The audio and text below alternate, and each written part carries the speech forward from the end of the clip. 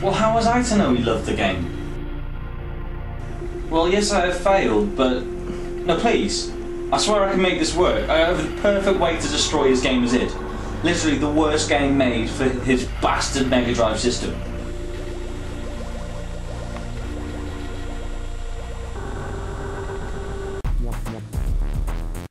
You! What's up? You're not surprised? Or shocked? Well, you've been doing the same thing, like, every single week for the last 3 weeks. I've kind of gotten used to it. So what's it this week? Another bad game, like Streets of Rage 2, or, let me think now, Deus Ex, or, how about Red Alert 2? I really hate all those games. A very draw, Gavite. I have a game this time far worse than all of the other games combined. Bubsy. Bubsy will break you.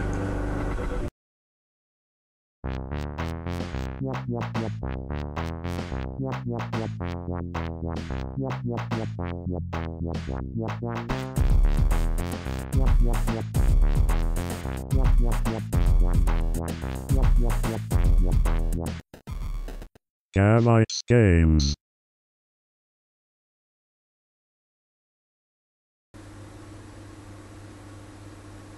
Hello world and welcome to Gavite Games.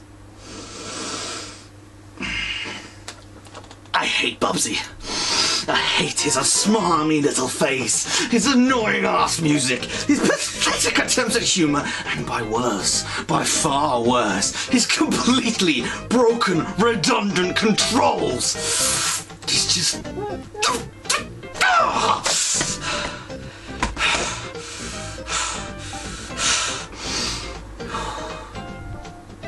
Allow me to explain.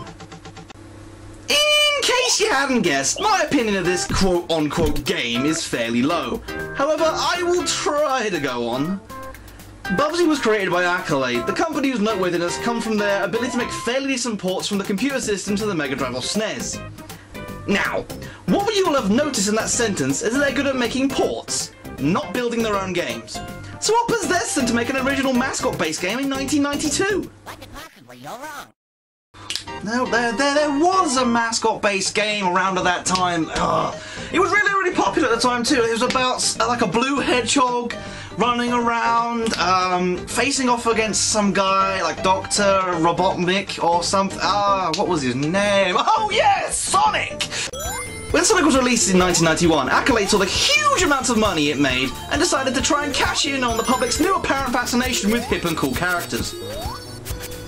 I choose to believe that Accolade never actually played the game and only looked at a few screenshots and built their visual aesthetic around that. Because if they'd actually played the game, they would have found out that cartoony visuals and smarmy attitude doesn't make a game. I say this because whilst the game looks very nice and the sound design is fun, and that they managed to get such realistic sound and voice earlier on the Megadrive's life is beyond me. It appears, though, that no one actually played the game because it is, in a sense, broken! The setup even sounds interesting in a cartoony way. The woolies have come down to this planet, steal all our yarn balls from us. I'll let you take that in for a second. And Bubsy, being a cat, loves yarn balls. So he's made it his mission to kick all these woolies off our planet and back to their own, claiming all the yarn balls for himself. Sounds interesting, kinda. In a cartoony way, I suppose. I mean, Earthworm Jim didn't have that much justification for his game. This, however, is where the fun stops. The controls. Good gods, the controls! Now, when I reviewed Stargate back in the day, I complained about how the jump detection was a bit wonky. I'm so sorry, Stargate. I take it all back. You are a gift from the gods compared to this game. The jumping barely works, partly due to the fact that there are two jump buttons. One goes higher, one goes longer, and most of the time, you won't know which one you should have used until you're very dead. You're probably thinking it's because there's a lot of death bits in the game. There aren't. You can just die if you fall from a great height. Yes! In this cartoony game, you have vaguely realistic fall damage. Now, in games like Stargate or Prince of Persia, this makes sense because you're a human being. In this, you are a cat. a creature renowned for falling great heights and being absolutely 100% fecking fine. It makes no sense. Also, because apparently cats fly now, if you press down the long jump button when in the air, you start to glide. Now you may be thinking, this might work a bit like Knuckles in Sonic & Knuckles, where if you start to glide when you're at speed, you start gliding at the same speed, then slow down. Nope. Apparently, gliding cancels out all momentum in Bubsy, as you press down the long jump button to glide, and you grind to a halt and glide slowly. So, maybe you're thinking, well, maybe you can use it like a parachute, like you deploy it just at the last second, just before the realistic full damage kills you, and you save your bacon. Nope! Because, I should point out, everything I've described until now happens the most often, but occasionally, the game wants to mess with you, and the opposite will happen. So, sporadically fall damage doesn't happen, and the glide mechanic doesn't slow you down, because consistency is for squares now, apparently. I haven't even talked about my main problem with the game. Now, let's assume for fun you've crippled your thumbs to get the jumping mechanics to work for you. You will still run into the same main problem I have with it. The hit detection is more broken than the jumping. So, let's make believe you figured out how to jump and have jumped upon an enemy to kill it in the same way game has been doing since the dawn of the side-scrolling platformer. Now, upon landing the enemy's head, what usually happens is that he dies and you go along your merry way. However, in this game, the thing that most often happens is that, surprise, you die too. Do you want to know why? The hitboxes are too damn small!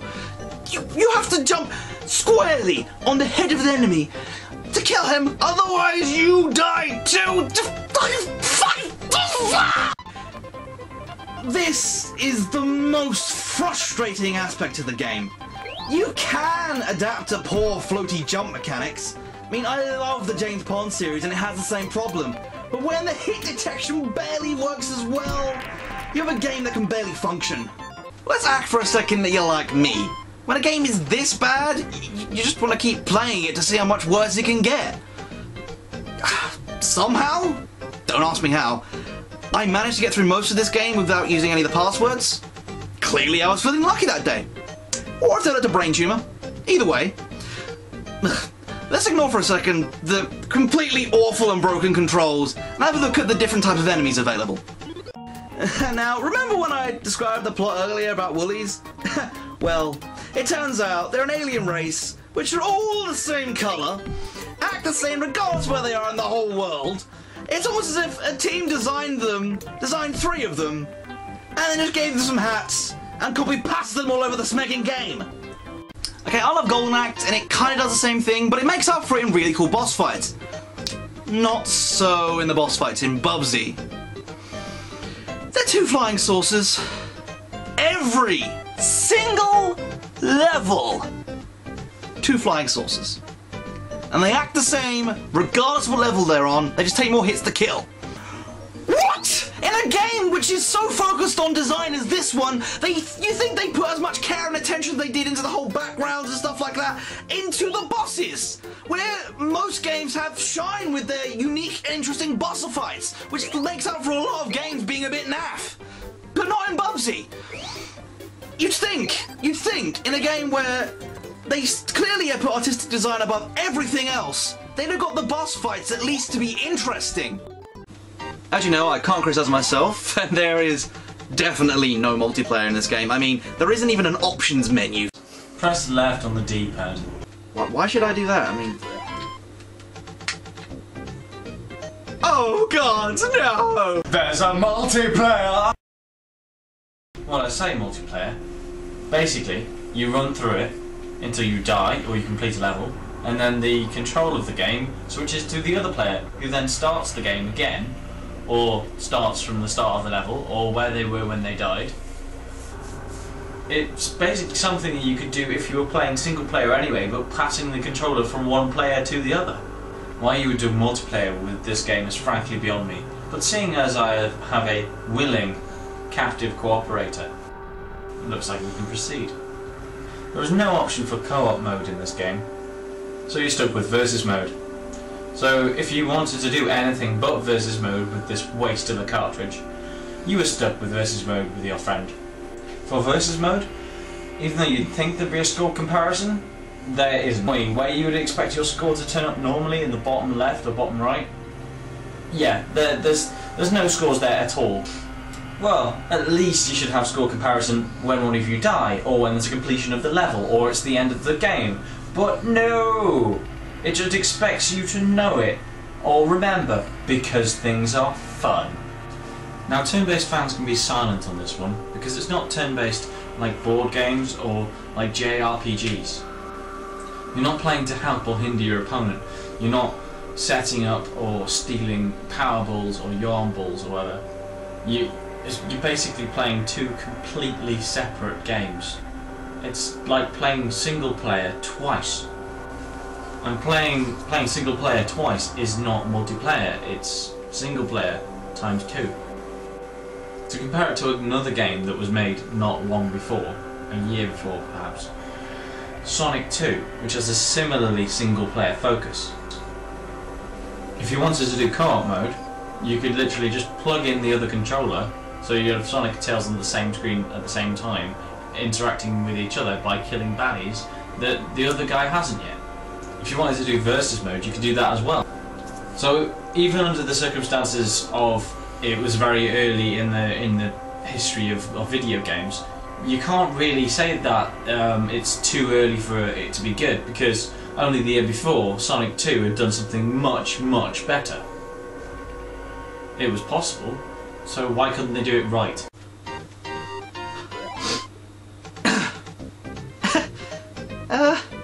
Well, now, as you all know, I can't criticise myself, and it's become apparent neither can my captor. It's time to summon the Nitpick Demon. I am the Nitpick Demon. I am a multifaceted cuboid from the beyond the regions of Poly and Gone. What is it you desire? Bubsy, for the Megadrive.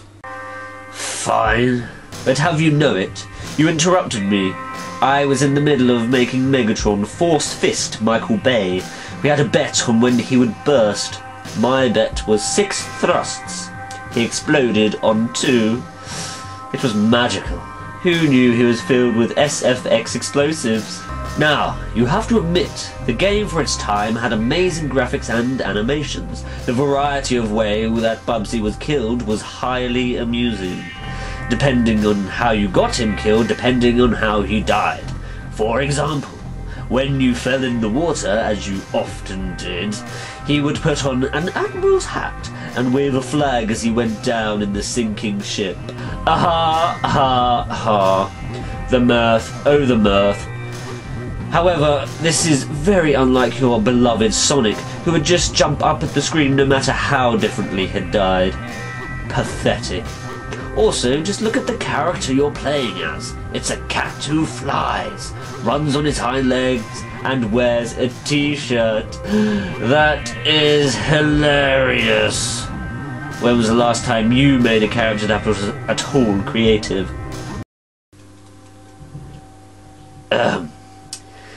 Now, I believe it is worth mentioning the introduction stage. It gives you some clear and comprehensible points on how the game should be played. As far as I know, not many games of this nature did that, and just expected the player, although common at the time, to be a no-life gamer such as yourself. So as far as games go, this one is perfect for beginners. Though you complained about the repetition of woolies as enemies, you cannot deny the background that with the other enemies changed so much that it made up for the lack of difference with the woolies. What the hell did I just say? As for the 2-player, as your poor excuse for a mudblood acquaintance explained. You! Yes, of course you will, as it is common knowledge I am controlled through the will of the mighty keyboard. Moving on, the 2-player is just more of the same thing from the single player, which at least means you don't have the poor excuse for the humanoid magic hacker to mess up your gaming. So when he does die, you can continue playing, giving the bruised anus a reason to leave. Hey, Scott Tracy, take the hint. Now, it would be fun to have your scores compared at the end so you can boast at the sight of his dismal failure and your conquest. And finally, password system is generous to use. I only bring this up as you always complain about them. Why not get better at games so you wouldn't have to use the password system, you fool? Well, that concludes. This game still really sucks. Then why argue against me? Well, I just plain don't like you. Well, after all that, let's evaluate. The jumping mechanics barely work. The hit detection, about as precise as a plumber's estimate. No enemy variation, and multiplayer that doesn't function as multiplayer. And all 4 counts, it doesn't function as a video game at all. This is the perfect example of a perfectly bad game. It's just a pale Sonic imitator that was just rushed out to try and ride the coattails of Sonic 2. And it shows. Damn, it shows. If they'd have taken the time to beta test this and fix the obvious problems, this would have been a pretty good game. Because all the art design and stuff was really good.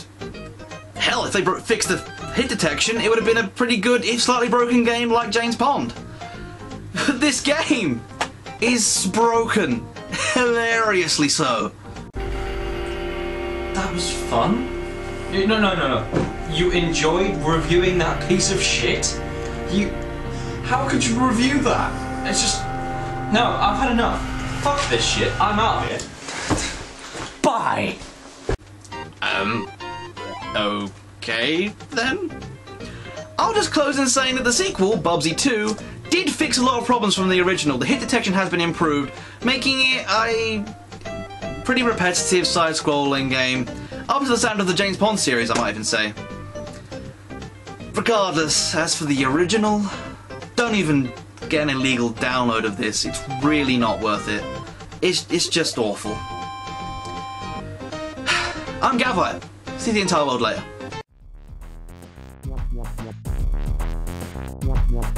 Yeah. You indeed failed. No matter. I have other people more equipped to finish what you started. It does know your gimmicks and tricks. It's straight to the point. Yeah, you'll do what you could. Destroy Gavite. Oh, Mario, your awesomeness will never be top.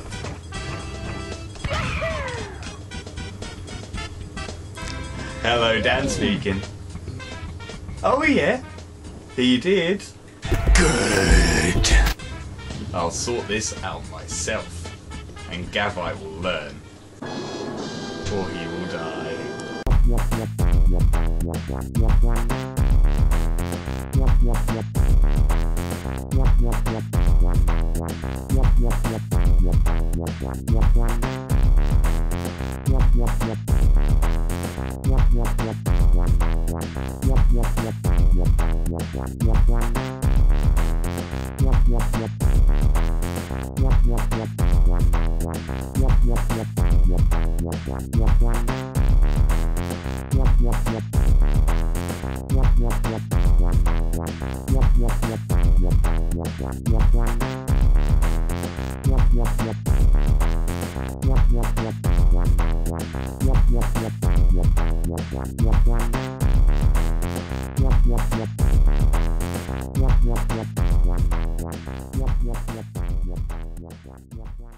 Gavites Games.